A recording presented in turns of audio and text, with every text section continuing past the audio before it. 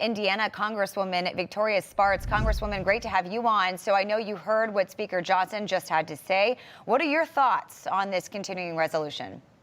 Well, I guess there is a difference between sausage making and governing, and leading or making deal with slush funds and try to jam Congress last second before Christmas. That's business as usual, and it's unfortunate reality. I guess his conversation with the line didn't go that well, that he had to tweet that not to support that CR.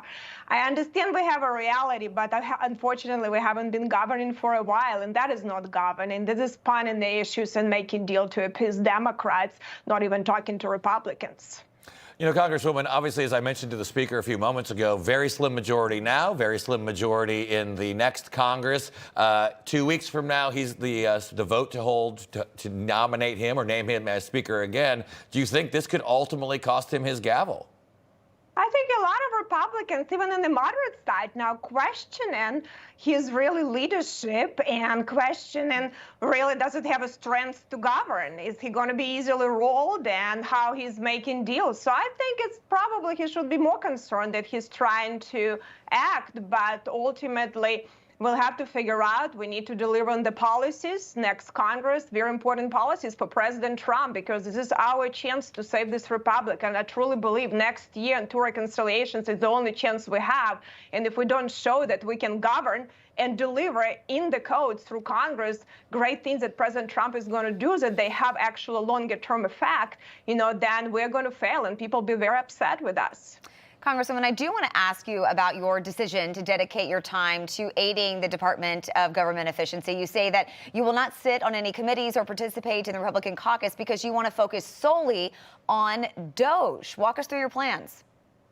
Well, listen, I just want to actually try to figure out how to get it done. And the only way to get attention, how broken is this institution, it's really to get American people understand and have some transparency that we're not governing here. We're not making laws. We're not authorizing spending. We're not trying to deliver policy. We don't have deliberation and debate. We have messaging bills. We have talking points, and that's about it. And the country is in deep trouble. So I don't want to be part of circuses. I was elected by people to deliver, and I'm not going to be participating in them. And I think we need to bring more transparency, because this institution can only be fixed by the American people now. Unfortunately, we don't have right leaders with the backbone and vision in our institution. I hope maybe, they woke up and understand that something has to happen.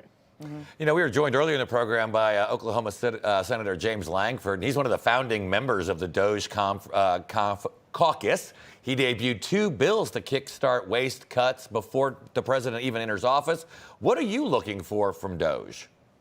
I honestly think we need to look at big ticket items like spending and healthcare. Healthcare, one of the drivers of national debt, consumer debt. We have hyperinflation of prices, and outcomes that go down.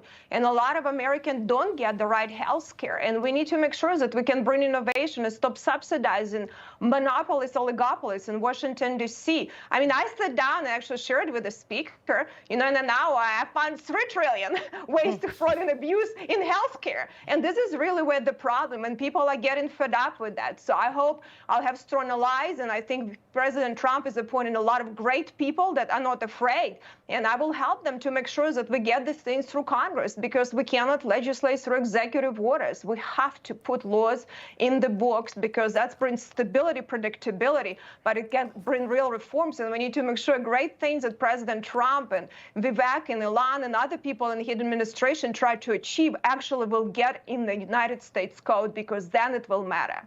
All right, Congresswoman Victoria Spartz from my home state of Indiana. Go Hoosiers this weekend. Thank you for joining us. Information. Truth is freedom. Is Newsmax. It's real news for real people.